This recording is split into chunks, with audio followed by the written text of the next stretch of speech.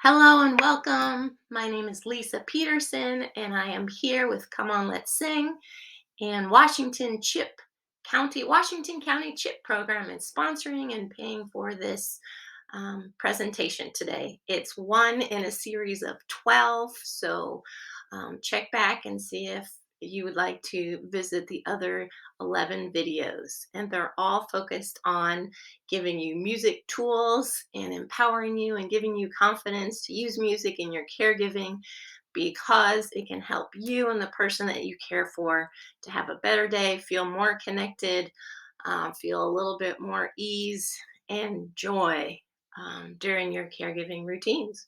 So today we're looking at why music engagement, how music engagement, and especially during those challenging moments when maybe your needs aren't being met, you're feeling a little bit of resistance or agitation in yourself or in the person you care for, and you'd like it to go a little smoother and a little more joyful and connected and with more meaning. And so let's get started. Okay, today, um, again, I'd like to point out that the research is really backing up this phenomena that I've been experiencing over the last 30 years as a music therapist, practicing with people who have dementia and the people who care for them. Music has been shown to improve how our brains work, how our brains function, and decrease agitation by improving communication. And we'll talk more about that. And it can enhance the quality of life for both people, the person with dementia and the person caring for them. So let's get into it. Okay. So, understanding some of the challenges that come along with caring for somebody with dementia.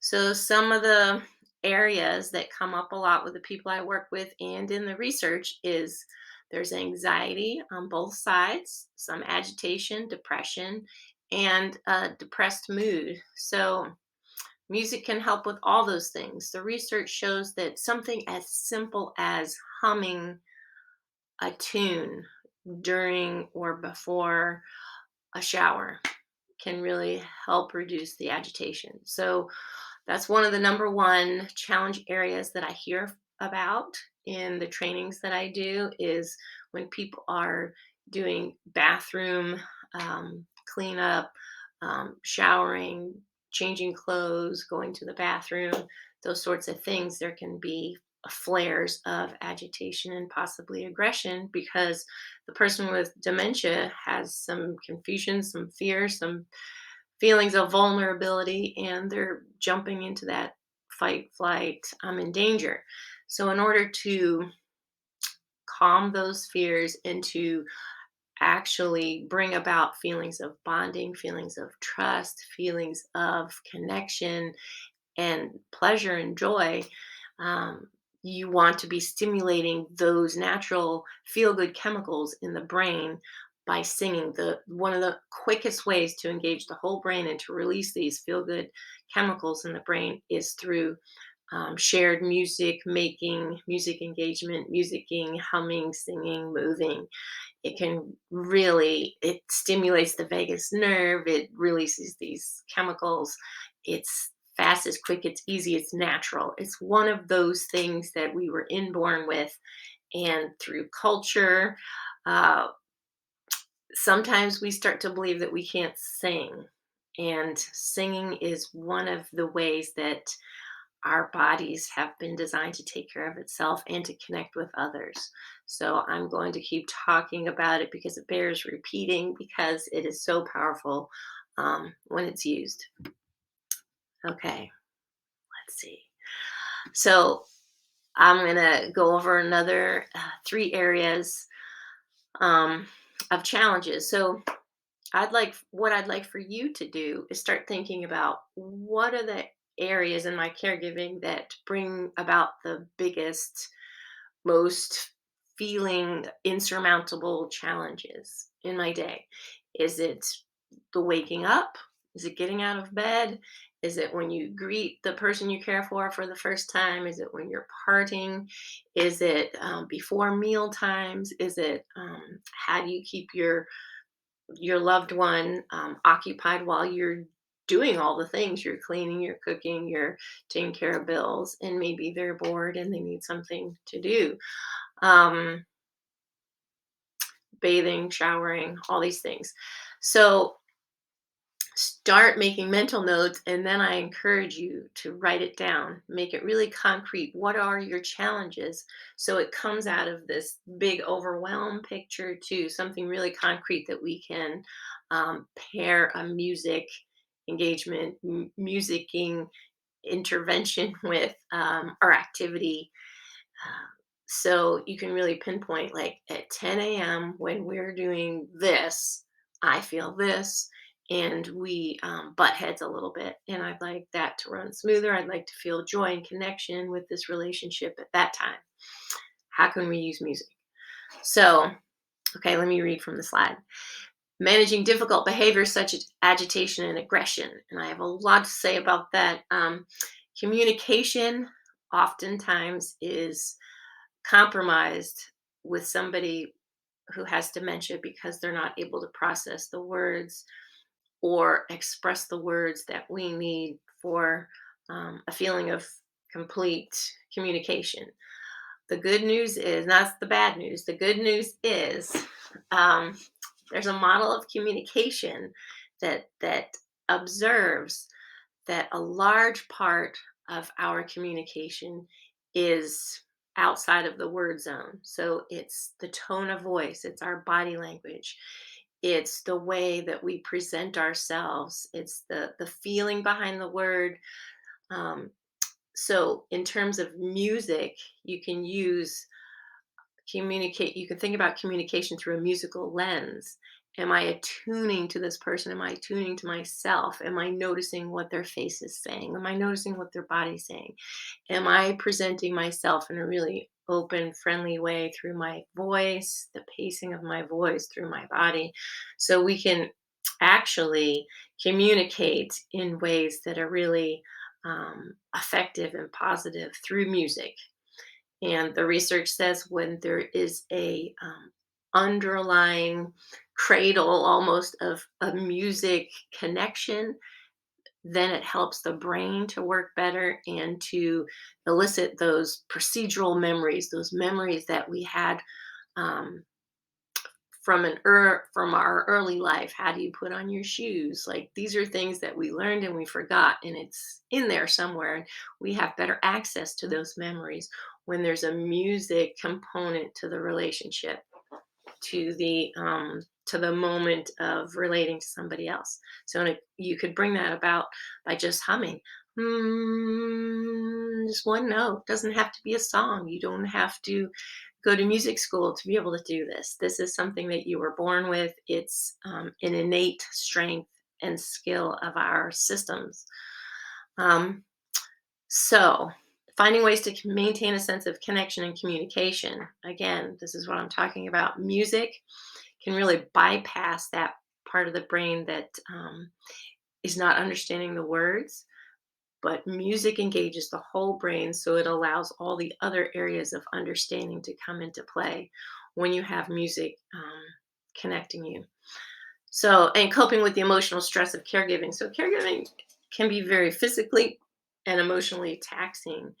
And the research says when you're using music, it helps to make it more of a collaboration. So they've noticed when there's no music in a caregiving task, especially in the bathroom, there's can be enormous strain emotionally and physically on both people, and especially the caregiver.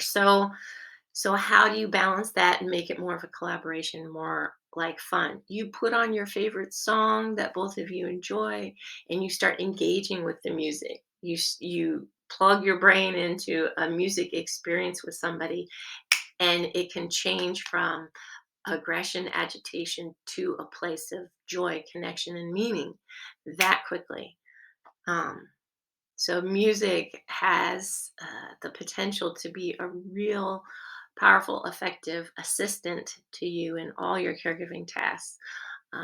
So the biggest challenge is just embracing that you are a musical being. We are wired to be musically connected. and to start thinking in those terms. All right, I'm going to go to the next slide. So before I go on, so what are your caregiving challenges? Say one out loud right now. If you have pen and paper, write them down. Write down at least one, but maybe three. What are your top three caregiving challenges? And it's okay. It's not selfish to have challenges and to say, yes, I do have a challenge. It's human nature. All relationships have challenges that we can make smoother and better and find ways to support ourselves during those times. And I'm here to talk about music and its power and ability to help you with your challenges. So make a list for yourself, then make a list. Then we're going to make a list of music ideas that could help address and soften these challenges. So we could start pairing them up. We haven't even sung yet. Everybody, I want you to find a note, say the word note, and just hold it. We're going to do that for like 20 seconds. No.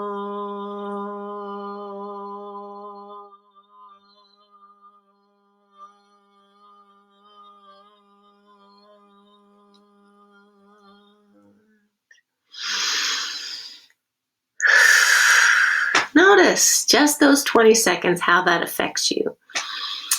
Okay, the benefits of music engagement. The use of music during interactions can really improve communication, reduce agitation, improve the quality of life for both you, the caregiver, and the person that you're caring for. I knew it was time to sing. Let's sing.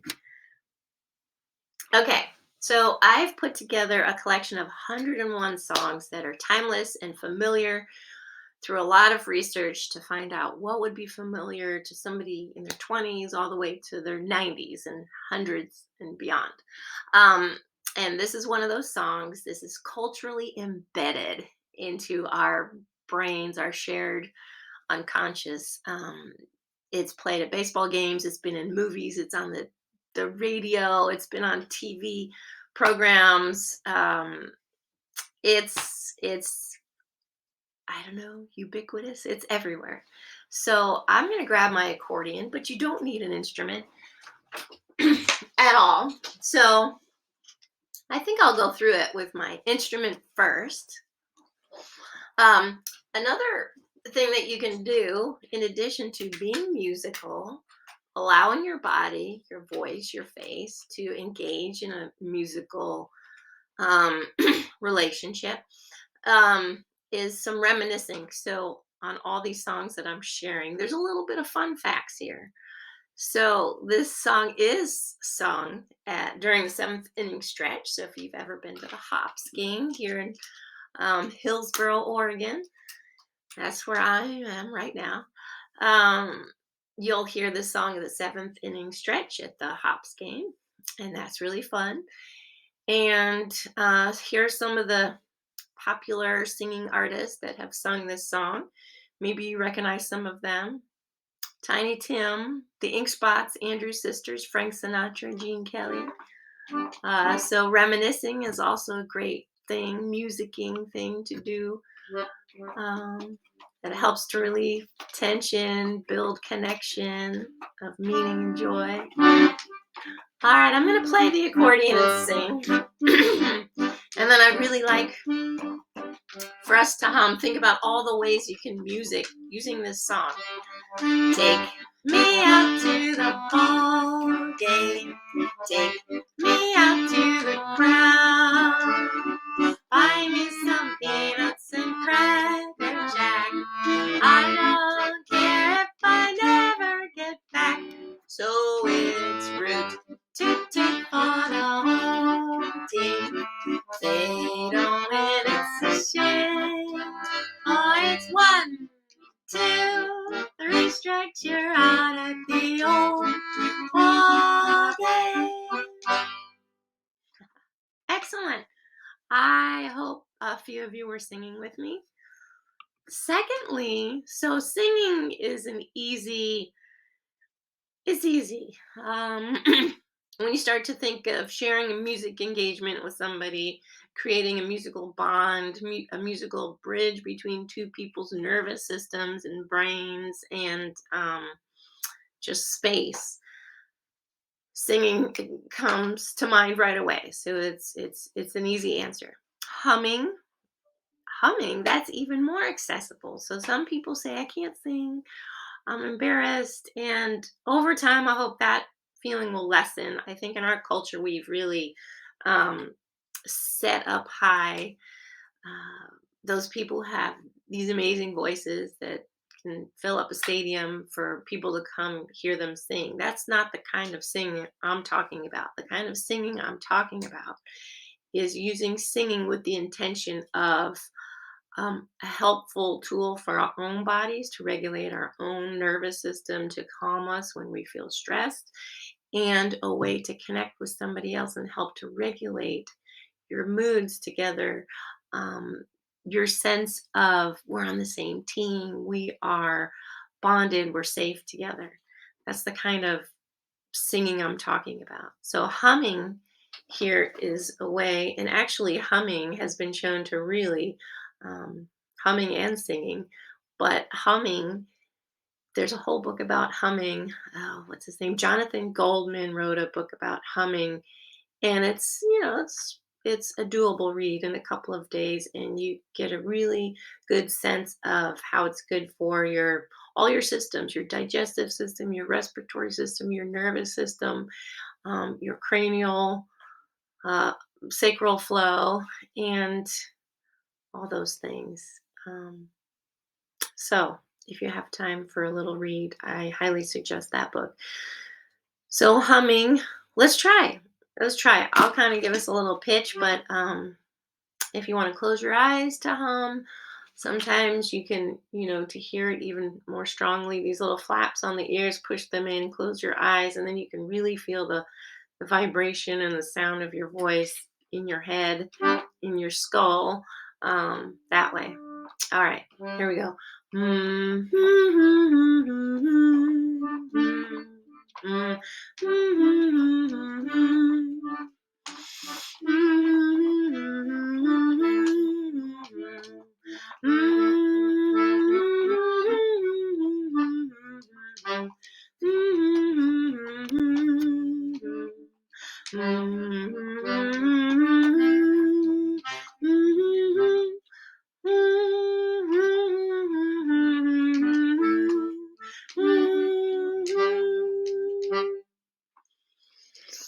Yeah, it really helps with bringing oxygen to our cells, because if you've noticed, I have to breathe a little bit deeper. Singing forces us to take deeper breaths.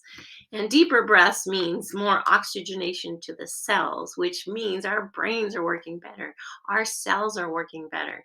And we're more able to be present to our body, to being aware of social cues, environmental cues, and that's what they see over and over in this research, that when you're using music and someone's either listening or having other music behaviors, which we'll talk about either in this video or another one, then they start to pick up more on social cues, environmental cues, and memory cues. And so that means they will be a stronger collaborator with you in the bathroom. You'll be working together as a team more when music is the um, connecting force between the two of you. So, what else? There's communicative musicality and musicking. So, those are other ways, that you can really create a musical relationship to help stimulate better communication, more regulated nervous systems, more joy, more meaning. So, take me out to the ball game. So, I'm gonna hum. You can hum with me, but the focus of this one is, how do you get your body involved, your voice involved, and connecting with somebody? So you can do it with me, connect with me if you're there by yourself, or if you're there with somebody, either the person you care for or somebody else who's learning with you. You guys can be synchronizing together. So when you're engaged in music together, it's almost like clocks, the phenomena of the clocks with the pendulums. If you put like 100 in a room, and at first they're like kind of all out of whack,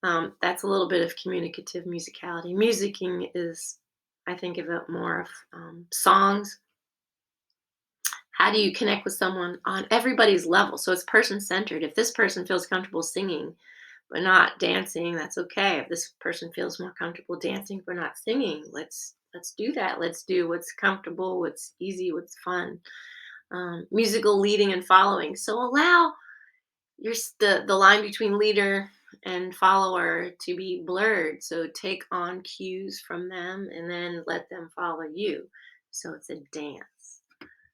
I hope this is making sense and you're starting to think, oh, I can do this, I can do that.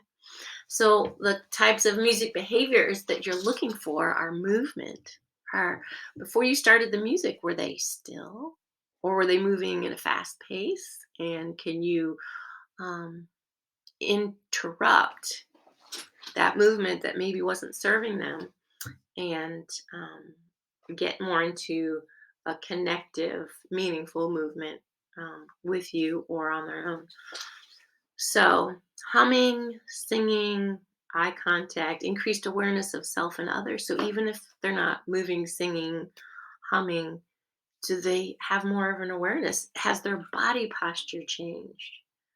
Um, are they reminiscing? Are they telling you stories? Are they smiling? Are they having more facial expressions? Yes, body posture. What else are you noticing in yourself and in the other person?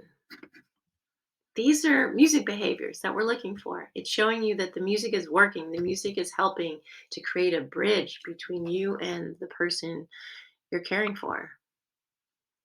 Okay, conclusions. So, what I'd like for you to get out of this video is you, every single one of you, can access the power of music to connect with yourself and the ones you care for in meaningful ways.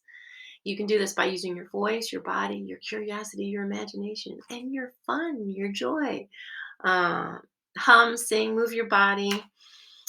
And your intention behind all of this is not to be a superstar singer that people come pay money to hear you sing. Although, if you want to do that, I support that as well. But this type of musicking, singing, humming is for a higher quality of life for you and the person you care for. More connection, more joy, more meaning, and um, a decrease in the agitation, increase in communication and connection and seeing and hearing each other and having fun, and a decrease in the agitation and aggression and isolation and depression.